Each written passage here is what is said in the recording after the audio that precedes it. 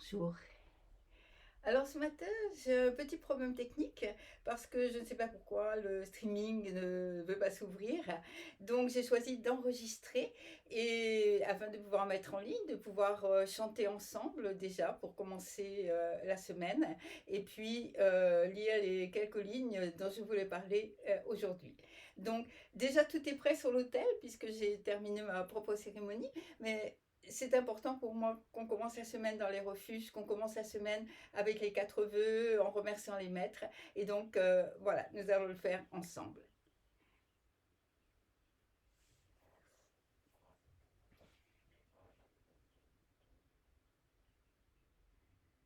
Je prends refuge dans le Bouddha, je prends refuge dans le Dharma, je prends refuge dans la Sangha.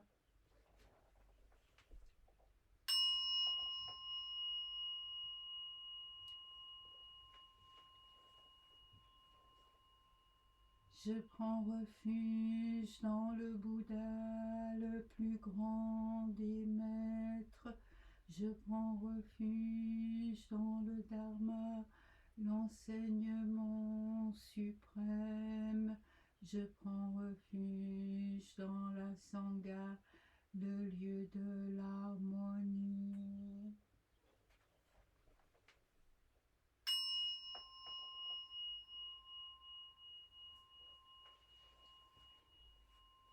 J'ai pris refuge dans le Bouddha, j'ai pris refuge dans le Dharma, j'ai pris refuge dans la Sangha.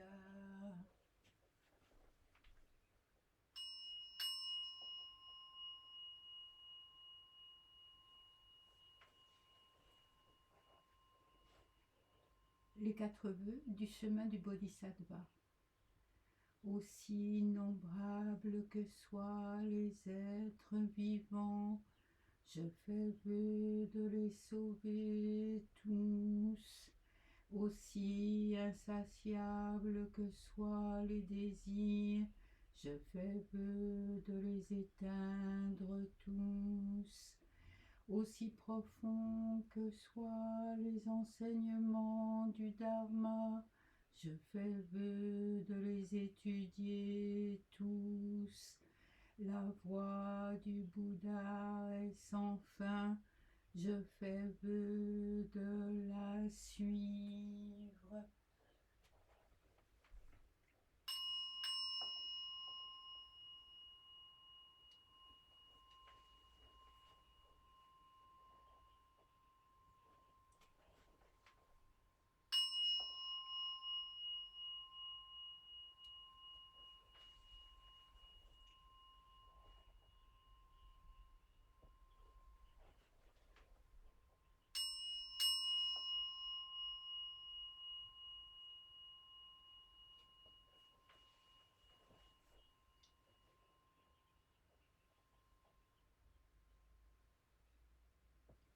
Et puis nous nous tournons vers les maîtres, pour commencer la semaine avec un cœur rempli de gratitude.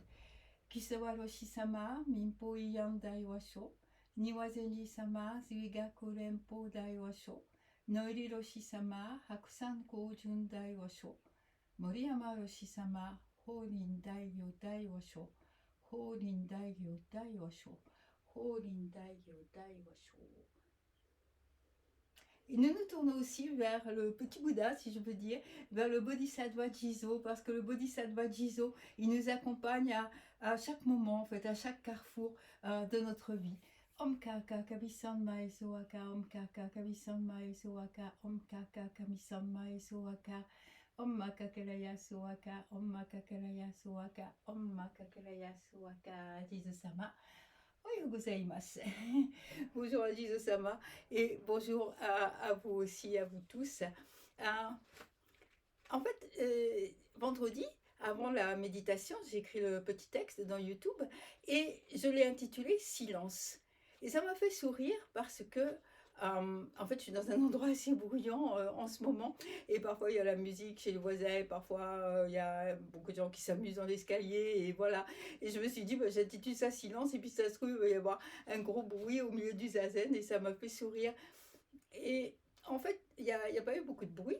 À un moment, juste, j'ai entendu une sorte de, je sais pas comment dire, de grondement, de roulement, je crois que c'était les poubelles qu'on sortait. Je me suis dit: «Bah, c'est bien» parce qu'il y a quand même, un peu de bruit et un peu de bruit, beaucoup de bruit, c'est quand même, important parce que, en fait, nous nous asseyons et nous nous asseyons dans le bruit du monde. Ça, c'est important parce que nous restons en paix dans l'agitation du monde et nous essayons de nous asseoir avec un cœur compatissant ou le plus possible compatissant dans, je sais pas comment on pourrait dire, dans la brutalité du monde.